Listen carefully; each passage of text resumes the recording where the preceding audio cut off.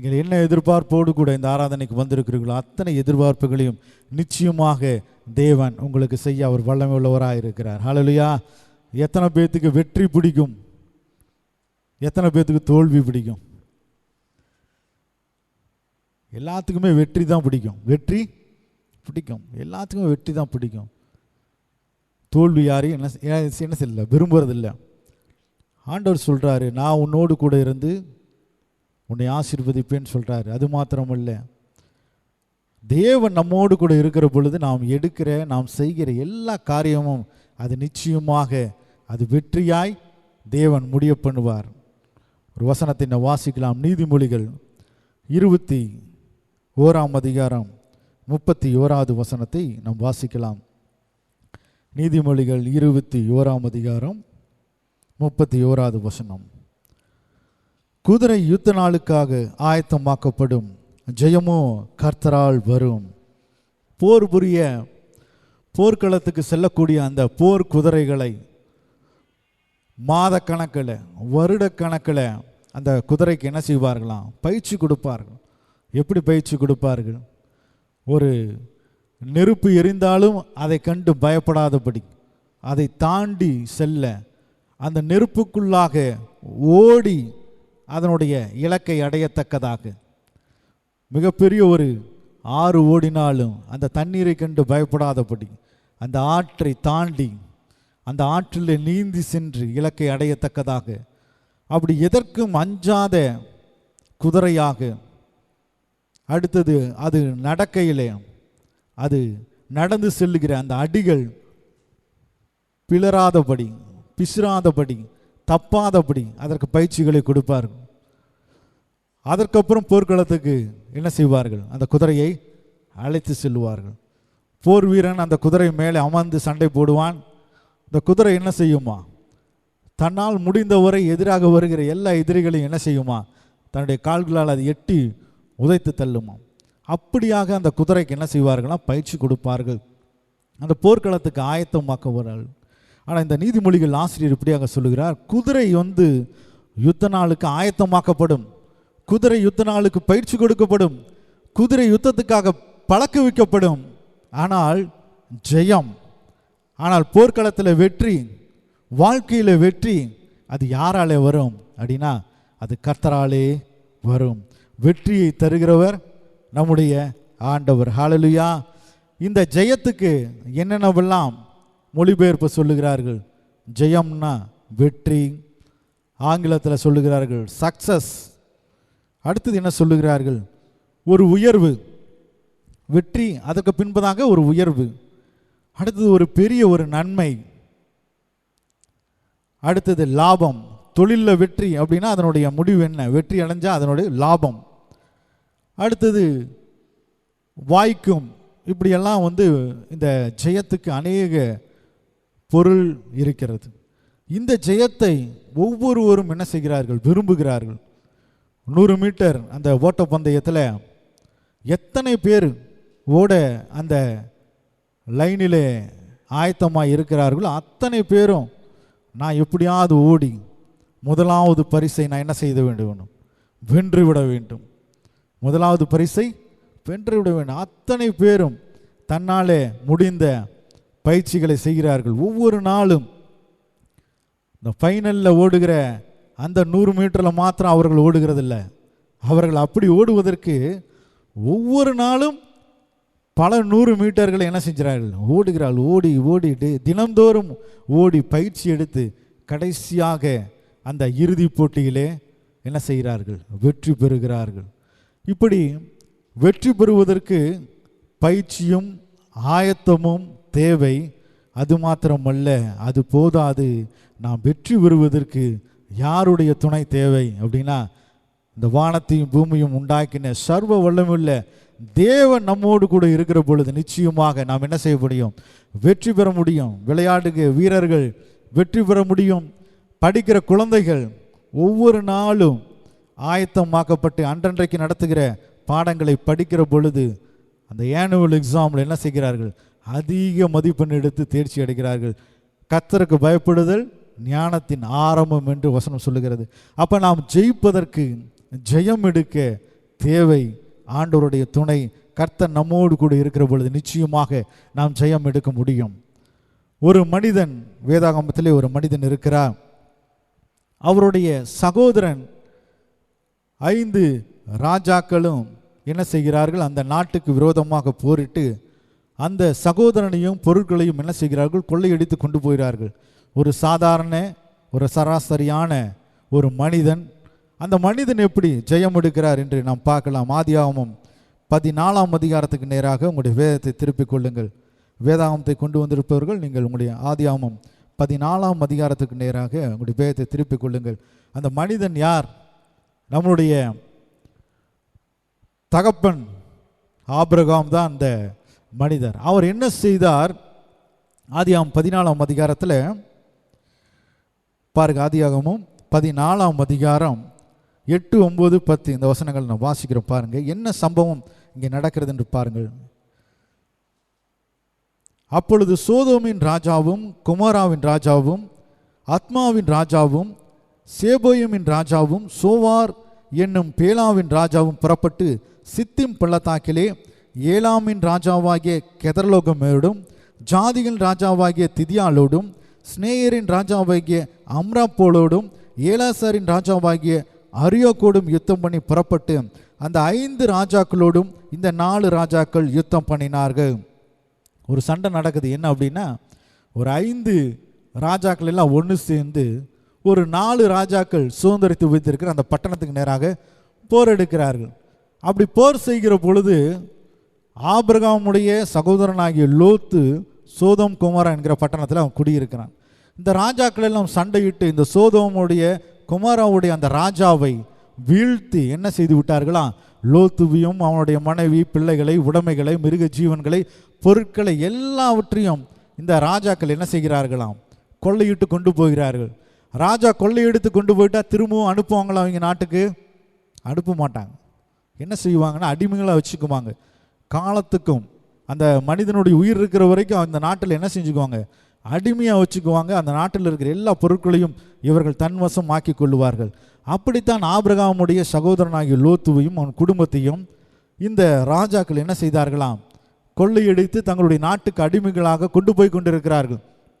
இந்த செய்தியை ஒரு மனிதன் ஆபிரகாமுக்கு ஓடி வந்து தீவிரமாய் அறிவிக்கிறான். இப்படி சம்பவம் நடைபெற்றது, உன்னுடைய சகோதரன் என்ன செய்கிறான், சிறையாக கொண்டு போயப்பட்டிருக்கிறான். உடனே இந்த ஆபிரகாம் என்ன செய்தார்? ஆபிரகாம் செய்த இந்த காரியம் தான் மிகப்பெரிய ஒரு காரியம். இந்த ஆபிரகாம் என்ன செய்தார்? தன் வீட்டிலே வேலை செய்கிற, தன்னுடைய வீட்டில் வேலை செய்கிற 318 வேலைக்காரர்களுக்கு என்ன செய்தாராம், ஆயுதத்தை தரிப்பித்தார். அப்படின்னா இவர்களுக்கு போர் செய்யக்கூடிய ஆயுதம் இல்லை, ஆனால் இவர்களுக்கு விவசாயம் செய்யக்கூடிய ஆயுதங்கள் எல்லாம் அவருடைய கரத்தில் இருந்தது. எல்லாம் ஒவ்வொருத்தருக்கும் ஒவ்வொரு ஆயுதங்கள், எல்லாம் அந்த ஆயுதங்கள், அரிவாள்கள், மரம் வெட்ட பயன்படுத்தின கோடாளிகள், விவசாயத்துக்கு பயன்படுத்தக்கூடிய எல்லா கருவிகள் எல்லாவற்றையும் ஆயுதமாக மாற்றி இந்த ஆபிரகாம் என்ன செய்தாராம், தன்னுடைய வேலைக்காரர்களுக்கு தரிப்பித்து இந்த 4 அந்த ராஜாக்கள் எல்லாம் என்ன செய்கிறார்களாம், ஜெயமாக வெற்றி பெற்றாச்சின் என்ற களிப்போடு கூட இந்த லோத்துவையும் அவனுடைய குடும்பத்தையும் மிருக ஜீவன்கள் எல்லாத்தையும் கொள்ளையடித்து கொண்டு போய் கொண்டு இருக்கிறார்கள். இந்த ஆபிரகாமும் அவன் வீட்டில் வேலை செய்கிற இந்த 318 பேரும் என்ன செய்தார்களாம், இரவிலே அவர்கள் மேலே போய் விழுந்து அவர்களை முறியடித்தார்களாம். யார்? சாதாரணமாக வீட்டு வேலை செய்யக்கூடிய இந்த வேலைக்காரர்களை கொண்டு அந்த ராஜாக்களை எல்லாம் முறியடித்து லோத்துவையும் அவனோடு கூட இருந்த சகல பொருட்களையும் இந்த ஆபிரகாம் என்ன செய்தாராம், மீட்டு கொண்டு வந்தாராம். அப்ப ஒரு மனிதனோடு கூட தேவன் இருந்தார். நிச்சயமாக அவன் எப்பேற்பட்ட பிரச்சனை வந்தாலும் அதை ஜெயிக்கக்கூடிய பலத்தை, வல்லமையை தேவன் அவனுக்கு கொடுக்க அவர் வல்லமையுள்ளவராய் இருக்கிறார். ஒவ்வொரு நாளும் நாம் சந்திக்கிற பிரச்சனைகள், தொழில் செய்கிற பொழுது வருகிற பிரச்சனைகள், வியாபாரம் செய்கிற பொழுது வருகிற பிரச்சனைகள், நேற்று வரைக்கும் நண்பனாக இருந்த மனிதர்கள் திடீரென்று நமக்கு விரோதமாக அவர்கள் என்ன செய்வார்களாம், சில செய்கைகளை செய்வார்கள். அந்த காலத்தில் யுத்தம் நடைபெற்றது. இந்த காலத்தில் மனிதர்களுடைய கெட்ட செய்கைகள், சூழ்ச்சிகள், இது எல்லாம் நம்மை நெருக்குகிற பொழுது எல்லா பிரச்சனைகளிலிருந்து ஜெயத்தை கொடுக்க தேவன் வல்லமை உள்ளவராய் இருக்கிறார். ஏசாயா 54:17 இப்படியாக சொல்லுகிறது, உனக்கு விரோதமாய் உருவாக்கப்படும் எந்த ஆயுதமும் என்ன செய்யாதான், வாய்க்காதே போகும், வாய்க்காதே போகும். நமக்கு விரோதமாய் ஆயுதங்கள் உருவாக்கப்படும், நமக்கு விரோதமாய் ஆயுதங்கள் உருவாக்கப்படும். ஆனால் அது என்ன செய்யுமா, வாய்க்காதே போகும். ஹல்லேலூயா. காரணம் என்ன? ஆண்டவர் நம்மோடு கூட இருக்கிறார். தேவன் நம்மோடு கூட இருக்கிற பொழுது நமக்கு எதிராக நிற்பவன் யார்? ஹல்லேலூயா. யோசுவா 1ஆம் அதிகாரத்தில் ஒரு வசனம் இப்படியாக சொல்லுகிறது. யோசுவாவை பார்த்து தேவன் சொல்லுகிறார். யோசுவா 1ஆம் அதிகாரத்துக்கு நேரம் அவங்களுடைய வேதத்தை திருப்பிக் கொள்ளுங்கள். 1ஆம் அதிகாரத்தில் 5வது வசனம், தேவன் யோசுவாவை பார்த்து சொல்லுகிறார். என்ன சொல்லுகிறார்? நீ உயிரோடு இருக்கும் நாளெல்லாம் ஒருவனும் உனக்கு முன்பாக எதிர்த்து நிற்பதில்லை. நான் மோசேயோடு இருந்தது போல உன்னோடும் இருப்பேன். நான் உன்னை விட்டு விலகுவதும் இல்லை, உன்னை கைவிடுவதும் இல்லை என்று ஆண்டவர் சொல்லுகிறார். ஹல்லேலூயா. யோசுவா, நீ உயிரோடு இருக்கும் நாளெல்லாம், உன் ஜீவனுள்ள நாளெல்லாம் ஒரு மனிதனும் உனக்கு எதிராக என்ன செய்வதில்லையா, நிற்பதில்லையா. உனக்கு முன்பாக எதிர்த்து யாருமே நிற்க முடியாதுப்பா. காரணம் என்ன? நான் உன்னோடு கூட இருக்கிறேன். மோசையோடு கூட இருந்தது போல நான் உன்னோடு கூட இருக்கிறேன். நான் உன்னை விட்டு ஒரு நாளும், ஒரு வினாடியும், ஒரு மணித்துளியும் நான் உன்னை விட்டு விலக மாட்டேன். நான் உன்னோடு கூட இருந்து நீ எங்கெங்கெல்லாம் செல்கிறாயோ அத்தனை வழிகளையும் நான் வாய்க்க பண்ணுவேன். நீ எந்தெந்த நாட்டோடெல்லாம் போரிட பண்ணுகிறாயோ, போர் செய்கிறாயோ, அத்தனை போரிலும் நான் உனக்கு வெற்றியை தருவேன். நீ உயிரோடு இருக்கும் நாளெல்லாம் ஒருவனும் உனக்கு முன்பாக என்ன செய்வதில்லை, எதிர்த்து நிற்பதில்லை. நீ செய்ய வேண்டிய ஒரே ஒரு காரியம் உண்டு. என்ன? பலம் கொண்டு திடமானதாயிரு. தேவன் என்னோடு கூட இருக்கிறார் என்பதை நம்பி பலம் கொண்டு திடமானதாயிரு. வருகிற பிரச்சனைகளை கண்டு சோர்ந்து போய் விடாதபடி, பயப்படாதபடி, கவலைப்படாதபடி, எதிர்காலத்தை குறித்து இல்லை வரப்போகிற நாட்களை குறித்து, வரப்போகிற வங்கியில் கட்டக்கூடிய அந்த தேதியை குறித்து கலங்க தேவையில்லை. காரணம், ஆண்டவர் நம்மோடு கூட இருக்கிறார். சகலவற்றையும் அதின் காலத்தில் அவர் நேர்த்தியாய் செய்ய அவர் வல்லமை உள்ளவராய் இருக்கிறார். யோசுவா யுத்தம் செய்த எல்லா இடத்திலும் தேவன் வெற்றியை கொடுத்தார். ஒரு சம்பவத்தை உங்களுக்கு காண்பிக்கிறேன் பாருங்க. யோசுவா 10ஆம் அதிகாரத்துக்கு நேரம் அவங்களுடைய வேதத்தை திருப்பிக் கொள்ளுங்கள். ஒரு மனிதனோடு கூட தேவன் இருந்தால் அவன் எப்படி வெற்றி பெறுவான், எப்படி ஆண்டவர் அவனுக்கு உதவி செய்கிறார் என்று பார்க்கலாம். ஒரு சம்பவம் நடைபெறுகிறது. யோசுவா 10ஆம் அதிகாரத்தில் 5வது வசனம் பாருங்க. அப்படியே எருசலேமின் ராஜா, எபிரோனின் ராஜா, எர்மோத்தின் ராஜா, லகீஸின் ராஜா, எக்லோனின் ராஜா என்கிற எமோரியரின் 5 ராஜாக்களும் கூடிக்கொண்டு அவர்களும் அவர்களுடைய எல்லா சேனைகளும் போய் கிபியோனுக்கு முன்பாக பாளையம் இறங்கி அதன் மேலே யுத்தம் பண்ணினார்கள். பாருங்க, இந்த 5 ராஜாக்களும் சேர்ந்து ஒரு நாட்டை சூழ்ந்து கொண்டாங்க. அது கிபியோன் என்கிற ஒரு நாடு. இந்த கிபியோன் எப்படி இருக்குமா, அது மிகப்பெரிய ஒரு நாடு, செல்வம் நிறைந்த நாடு, விஸ்தாரமான நாடு. யோசுவா எரிகோ மதிலை ஜெயித்தது போல அந்த ஆயி பட்டணத்தை விட இது மிகப்பெரிய ஒரு பட்டணமாக இந்த கிபியோன் இருக்கிறது. இந்த கிபியோனுடைய மனிதர்கள் யோசுவாவோடும் இஸ்ரவேல் ஜனங்களோடும் என்ன செய்தார்களாம், சமாதானம் பண்ணி கொண்டு நல் உறவு இந்த கிபியோன் ஜனத்துக்கும் யோசுவாவுக்கும் இருக்கிறது.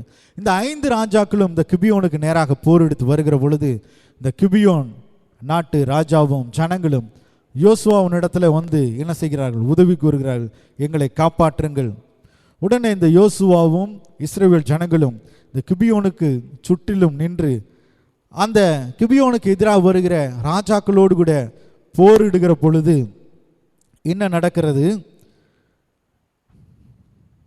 பாருங்க. 12வது வசனம், கர்த்தர் எமோரியரை இஸ்ரவேல் புத்திரருக்கு முன்பாக ஒப்பு கொடுக்கிற அந்நாளிலே யோசுவா கர்த்தரை நோக்கி பேசினார். இதுக்கு முன்பு உள்ள வசனத்தை வாசிக்கிறோம் பாருங்க. 11வது வசனம், அற்புதமான வசனம். அவர்கள் பெத்ரோனில் இருந்து இறங்குகிற வழியிலே இஸ்ரவேலுக்கு முன்பாக ஓடி போகையில் அசக்கா மட்டும் ஓடுகிற அவர்கள் மேல் கர்த்தர் வானத்திலிருந்து பெரிய கற்களை விழப்பண்ணினார். அவர்கள் செத்தார்கள். இஸ்ரவேல் புத்திரர் பட்டயத்தால் கொன்றவர்களை பார்க்கிலும் கல்மலையினால் செத்தவர்கள் அதிகமாக இருந்தார்கள். இந்த எமோரியர் இஸ்ரவேலுக்கு விரோதமாய் வந்த பொழுது, இந்த இஸ்ரவேல் ஜனங்கள் அவர்களை பட்டயத்தால் வீழ்த்தி கொண்டிருக்கிற பொழுது கர்த்தர் என்ன செய்கிறாராம், வானத்திலிருந்து பெரிய பெரிய கற்கள் அந்த எதிரிகள் மேலே தேவன் என்ன செய்தாராம், விழப்பண்ணினாராம். இந்த இஸ்ரவேல் ஜனங்களும் யோசுவாவும் பட்டயத்தினாலே வீழ்த்தின அந்த மனிதர்களுடைய எண்ணிக்கையை காட்டிலும் வானத்திலிருந்து விழுந்த அந்த கற்களால் மாண்டு போன ஜனங்களுடைய எண்ணிக்கை என்னவா இருந்ததான், அதிகமாக இருந்ததான். அடுத்து ஒரு ஆச்சரியமான, உலகத்தில் இதுவரை நடக்க போவதும் இல்லை, இதற்கு முன்பதாக நடந்ததும் இல்லை, அந்த விஷயத்தை உங்களுக்கு காண்பிக்கிறேன் பாருங்க. யோசுவா 10ஆம் அதிகாரம் 12வது வசனம் பாருங்க. கர்த்தர் எமோரியரை இஸ்ரவேல் புத்திரருக்கு முன்பாக ஒப்பு கொடுக்கிற அந்நாளிலே யோசுவா கர்த்தரை நோக்கி பேசி, பின்பு இஸ்ரவேலின் கண்களுக்கு முன்பாக, சூரியனே நீ கிபியோன் மேலும், சந்திரனே நீ ஆயலான் பள்ளத்தோக்கின் மேலும் தரித்து நில்லுங்கள் என்றான். யோசுவா இந்த வார்த்தையை எதற்கு சொல்லுகிறார்? போர் புரிவதற்கு ஒரு நியாயம் இருக்கிறது, ஒரு நியமனம் இருக்கிறது, ஒரு சட்டத்திட்டம் இருக்கிறது. அதன்படி தான் போர் செய்ய வேண்டும். சூரியன் மறைய ஆரம்பித்த உடனே போரை என்ன செஞ்சிடணும், நிறுத்திடணும். இல்லை கொஞ்ச நேரங்க ஒரு 4 பேர் தான் இருக்கிறாங்க, உடனே கொண்டுட்டு வந்துடுறேன் அப்படின்லாம் சொல்ல முடியாது. போர் சூரியன் அஸ்தமான உடனே அந்த போர் ஆனது என்ன செய்ய வேண்டும், நிறுத்தப்பட வேண்டும். நிறுத்தின உடனே திரும்பவும் சூரியன் உதயமாகும். அப்பொழுது திரும்பவும் போர் என்ன செய்யும், ஆரம்பிக்கப்படும். அதற்குள்ளாக இந்த எதிரிகள் என்ன செய்வார்களாம், தங்களுடைய சார்பில் இருக்கிற படை வீரர்கள் குறைவாக இருந்தால் உடனே என்ன செய்வாங்களாம், உடனே படை வீரர்கள் எல்லாம் உடனே அந்த இரவிலே ஒன்று சேர்த்து நாளைய தினத்துக்காக தங்களுடைய பலத்தை என்ன செய்வார்கள், தயார் செய்து கொள்ளுவார்கள். சூரியன் அஸ்தமாகிற அந்த நேரத்தில் எல்லா போர் வீரர்களும் அந்த நாட்டினுடைய எதிரிகள் எல்லாம் மாண்டு விட்டால் அவர்கள் என்ன தோல்வி அடைந்ததாக அந்த நியாயம் சொல்லுகிறது. அதான் முறைமை. இப்போ இந்த கிபியோனுக்கு நேராக இந்த யோசுவா யுத்தம் செய்கிற பொழுது சூரியன் என்ன செய்கிறது, அஸ்தமிக்க நேரம் ஆகிருது, அந்த சமயம் ஆயிருச்சு. எதிரிகள் குறைவாகத்தான் இருக்கிறார்கள். யோசுவாவும் அவனுடைய யுத்த வீரர்களும் நிச்சயமாக அழித்து விட முடியும்.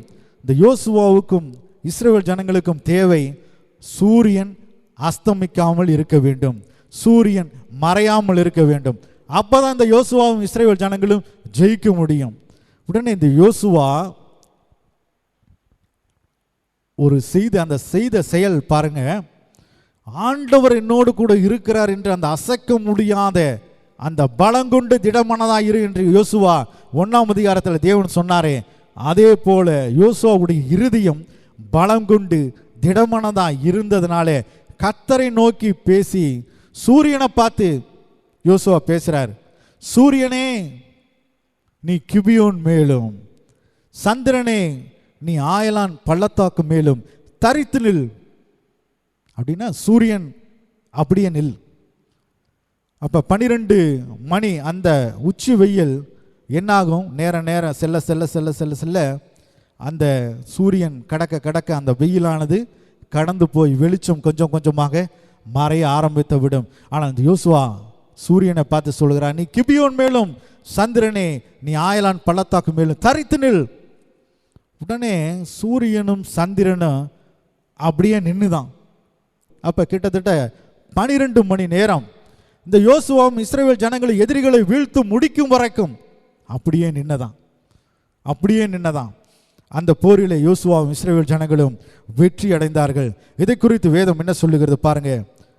இப்படி கர்த்தர் ஒரு மனிதனுடைய சொல் கேட்டு அந்நாளையொத்த நாள் அதற்கு முன்னும் இல்லை அதற்கு பின்னும் இல்லை கர்த்தர் இஸ்ரவேலுக்காக யுத்தம் பண்ணினார். ஹல்லேலூயா.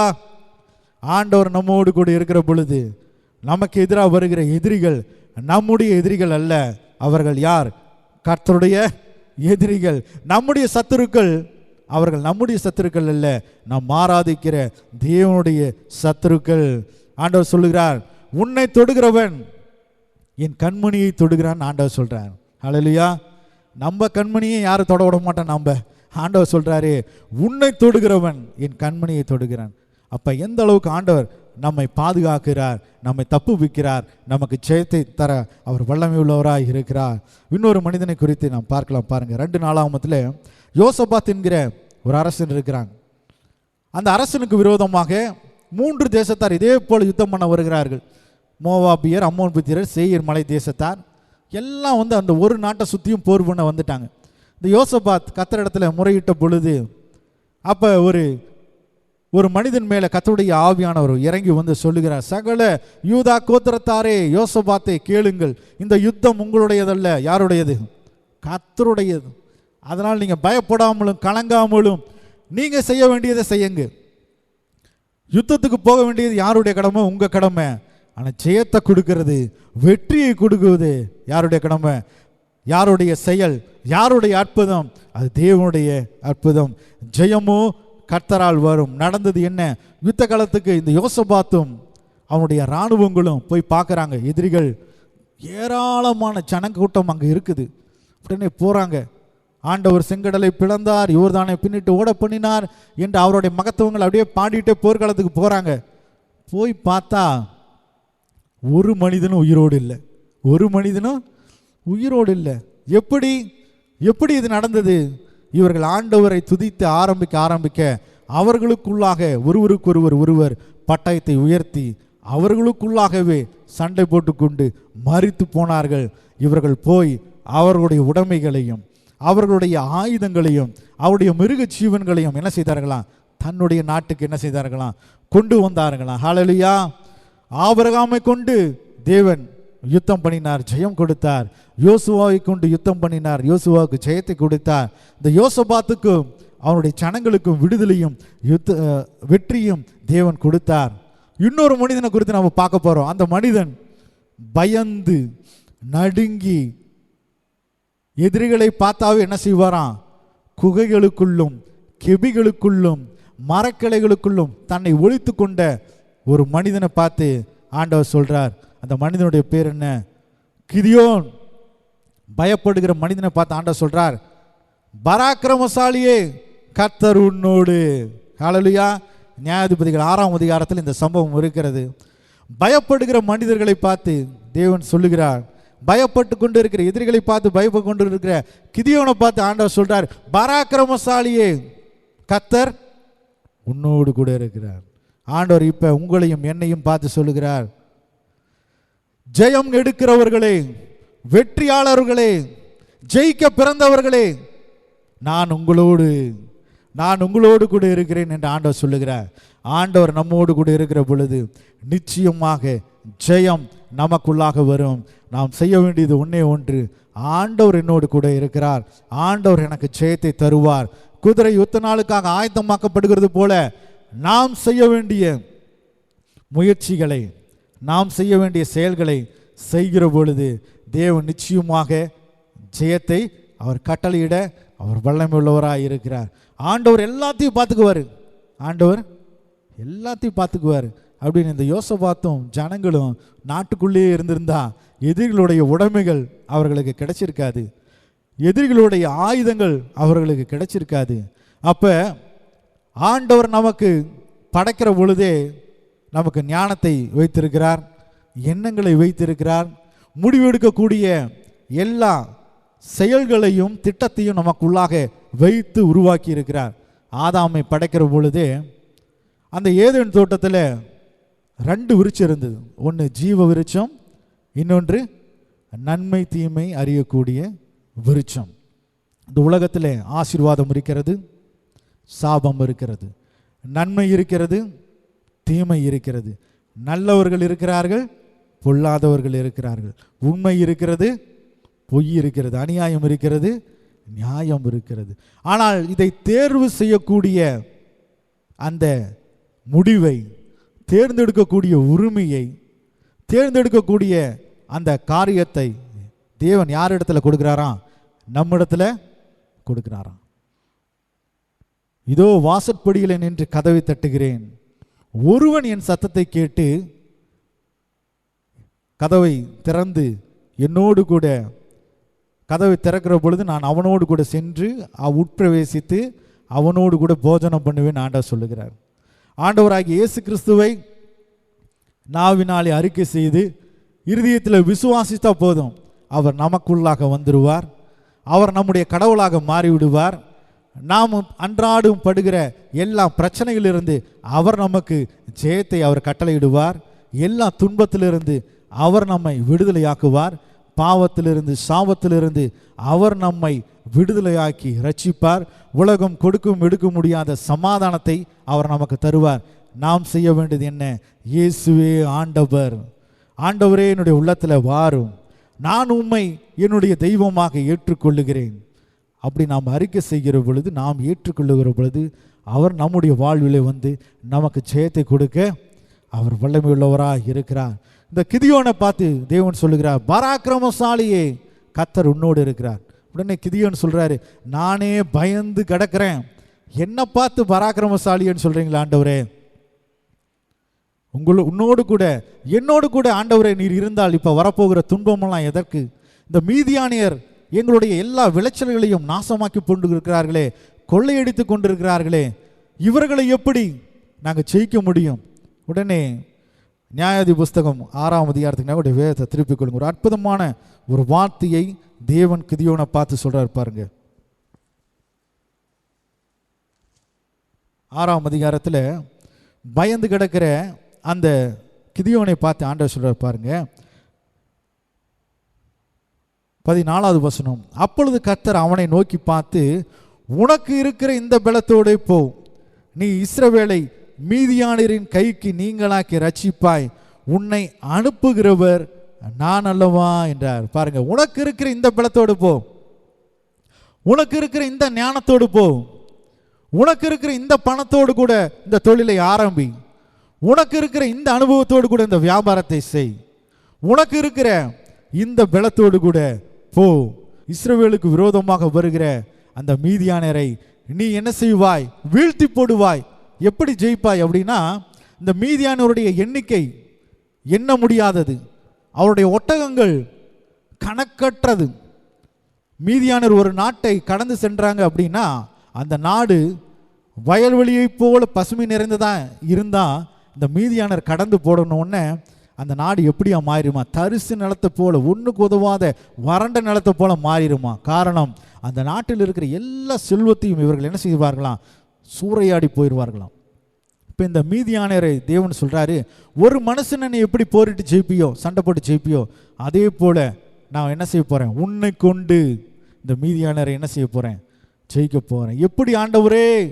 நான் பெஞ்சமின் கோத்திரத்தில் கடைசி இருக்கிற ஒரு குடும்பம், நான் சிறியவன், யாருமே எங்கள் குடும்பத்தை மதிக்க மாட்டாங்க, நான் எப்படி இந்த ஒட்டுமொத்த இஸ்ரவேல் ஜனங்களை நான் ரட்சிப்பேன்? உன்னை அனுப்புகிறது நான் அல்லவா? நான் எப்படி ஆண்டவரே உண்மை பற்றி சொல்லுவேன்? சொந்தக்காரங்க ஒருத்தர் என்ன கேட்க மாட்டாங்க, என்ன என் பேச்சை கேட்க மாட்டாங்க, என்னை மதிக்க மாட்டாங்க. உன்னை அனுப்புகிறது நான் அல்லவா? உங்களுடைய வாழ்வில் ஆண்டவராகிய இயேசு கிறிஸ்து செய்த நன்மைகளை அவர்களுக்கு அறிவியுங்கள், அவர்கள் ரட்சிக்கப்படுவார்கள், அவர்கள் ஆண்டவராகிய இயேசு கிறிஸ்துவை ஏற்றுக்கொள்வார்கள். இந்த கிதியோனை தேவன் அனுப்புகிறார். உடனே இந்த கிதியோன் என்ன செய்கிறார்? தனக்கு தெரிஞ்ச எல்லா நபர்களையும் அழைத்து, தனக்கு பக்கத்தில் இருக்கிற எல்லா நாட்டோருடைய உதவியெல்லாம் கேட்டு, ஏறக்குறைய 36,000 பேர் என்ன செஞ்சிட்டாங்கன்னா இந்த கிதியோனுக்கு பின்னாடி வந்துட்டாங்க. நானும் உங்களோடு கூட சண்டைக்கு வரேன்னு சொல்லிட்டு இந்த கிதியோனுக்கு பின்பதாக 36,000 பேர் வந்துட்டாங்க. உடனே ஆண்டவர் பார்த்து சொல்றாரு, இவ்வளவு பேர் தேவையில்லை, இந்த மீதியானரை ஜெயிப்பதற்கு இவ்வளவு பேர் தேவையில்லை, இவ்வளவு பேர் அதிகம். இஸ்ரவேல் ஜனங்கள் உடனே மார்த்தட்டி கொள்ளுவார்கள், நாங்கள் ஜெயிச்சிட்டோம் அப்படின்னு. அதனால் இத்தனை பேர் தேவையில்லை, நீ ஒரே ஒரு வார்த்தை சொல்லு. என்ன? யாருக்கெல்லாம் போகிற பார்த்து பயமாக இருக்கோ, யாருக்கெல்லாம் திகிலாக இருக்கோ, எல்லாரும் இப்போவே என்ன செஞ்சிடலாம்? வீட்டுக்கு போயிடலாம். இந்த வார்த்தையை கிதியோன் சொன்ன உடனே 26,000 பேர் போயிட்டாங்களாம். நானும் ஜெயிப்போம், நாங்களும் சண்டைக்கு வரோம், நாங்கள் போருக்கு வரோம் அப்படின்னு வந்த நபர்கள் 26,000 பேர் என்ன செஞ்சிட்டாங்களாம்? போயிட்டாங்களாம். மீதி எத்தனை பேர் இருக்கிறாங்க? 10,000 பேர் இருக்காங்க. ஆண்டவர் சொல்றாரு, 10,000 பேர் ஜாஸ்தி, இத்தனை பேரெல்லாம் வேண்டாம், உன்னை கொண்டு நான் ஜெயிக்க போறேன்னு சொல்றாரு ஆண்டவர். ஆண்டவர் என்ன பண்ணட்டும்? இந்த நதி போகுது பார், இந்த நதியில் இந்த 10,000 பேர்த்த தண்ணி குடிக்க சொல்லு. உடனே எல்லாரும் போய் தண்ணி குடிக்கிறாங்க. எல்லாரும் என்ன செய்கிறாங்களாம்? எல்லாரும் ஆயுதத்தை எல்லாம் கழட்டி வச்சுட்டு ஒரு சிலர் பிராணிகள் தண்ணீரை குடிக்கிறது போல குடிக்கிறாங்க, ஒரு சிலர் தண்ணிக்குள்ளேயே உளுந்து குடிக்கிறாங்க, ஒரு சிலர் மாத்திரம் கையில் ஆயுதங்களை எல்லாம் வைத்து கொண்டு ரொம்ப கவனமாக கையில் அள்ளி தண்ணி குடித்தாங்களாம். ஒவ்வொரு கையில் அள்ளி எதிரிகளை பார்த்து பார்த்து குடித்தாங்களாம். அந்த கையில் அள்ளி தண்ணி குடிச்சவங்க பேர் மட்டும் எத்தனை பேர்? 300 பேர். அவங்க போதும் இந்த மீதியானரை ஜெயிக்க. அந்த 300 பேரை மட்டும் நீ அழைத்து கொண்டு போ. இந்த 300 பேரை மட்டும் நீ அழைத்து கொண்டு போ. எப்படி அழைத்து கொண்டு போறாரு இந்த கிதியோன்? ஒரு காளி பானை, ஒரு தீவட்டி, ஒரு எக்காலம், இதை எடுத்துட்டு யுத்தத்துக்கு கூட்டிட்டு போறார் கிதியோன். உடனே மீதியானர் இருக்கிற அந்த பாளையத்தை சுற்றிலும் இந்த 300 பேர் என்ன செஞ்சிட்டாங்களா? சுற்றி நிற்கிறாங்க. அப்பவும் கிதியோனுக்கு ஒரு பயம், இத்தனை பேர் இருக்கிறாங்க, நாம் வந்திருக்கிறது 300 பேர், எப்படி ஜெயிக்க முடியும்? உடனே ஆண்டவர் சொல்றாரு, நீ எதிரிகள் இருக்கிற அந்த கூடாரத்துக்கு போய் பார். தனியாக உடனே என்ன செய்யறான் கிதியோனுக்குள்ள ஒரு பயம், நான் எப்படி தனியாக போகிறது? உடனே தன்னோடு கூட இருக்கிற வேலைக்காரன், அந்த மனிதனுடைய பேர் பூரான்னு ஒரு பேர். உடனே அந்த வேலைக்காரன் இந்த கிதியோன் என்ன செய்கிறான், கூட்டிகிட்டு போகிறப்ப எதிரிகள் 2 பேரும் பேசிக்கிறாங்க. ஒரு எதிரி சொப்பனம் கண்டு இன்னொரு எதிரி சொல்கிறான், ஒரு சுட்ட வாட்கோதுமை அப்பம் எதிரிகளுடைய இடத்திலிருந்து உருண்டு வந்து நம்முடைய கூடாரத்தை எல்லாம் என்ன செஞ்சது? கவிழ்த்து போட்டது. உடனே அந்த இன்னொரு போர் வீரன் அதற்கு விளக்க சொல்கிறான், இது அந்த கிதியோனுடைய பட்டயமே அல்லாமல் வேறல்ல. இன்றைய தினம் அந்த ஆண்டவரை அறியாத அந்த போர் சேவகன் அவன் சொல்கிறான், என்ன சொல்கிறான்? இன்றைய தினம் நம்மை அவர்களிடத்திலே அவர்களுடைய தேவன் ஒப்பு கொடுத்தார், நாம் இன்றைக்கு தோற்று போவது உறுதி. இந்த வார்த்தையை கேட்ட உடனே கிதியோனுக்குள்ள நம்பிக்கை வந்துருச்சு. ஆண்டவர் பேசுகிறப்ப நம்பிக்கை வராது இந்த கிதியோன். எதிரிகளே சொன்ன உடனே நம்பிக்கையோடு கூட தைரியத்தோடு கூட உடனே வந்து அந்த 300 பேரையும் எதிரிகளை சுற்றி நெருக்க வச்சு கிதியோன் செய்த ஒரு அற்புதமான ஒரு விஷயம் என்ன அப்படின்னா, கிதியோன் சொல்லிட்டாரு, நான் என்ன செய்யறனோ அதை அந்த 300 பேரும் செய்யுங்க, 300 பேரும் செய்யுங்க. கிதியோனையே பார்த்துட்டு இருக்கிறாங்க. உடனே இந்த கிதியோன் என்ன செய்கிறார், இந்த காளி பானையை என்ன செய்கிறாரு, தூக்கி கீழே போட்டு உடைக்கிறாரு. 300 பேர் ஒரே சமயத்தில் இந்த பானையை போட்டு உடைக்கிறாங்க. உடைச்சி இந்த தீப்பெட்டி என்ன செய்கிறாங்க, உயர பிடித்து எக்காலத்தை ஊதுகிறாங்க.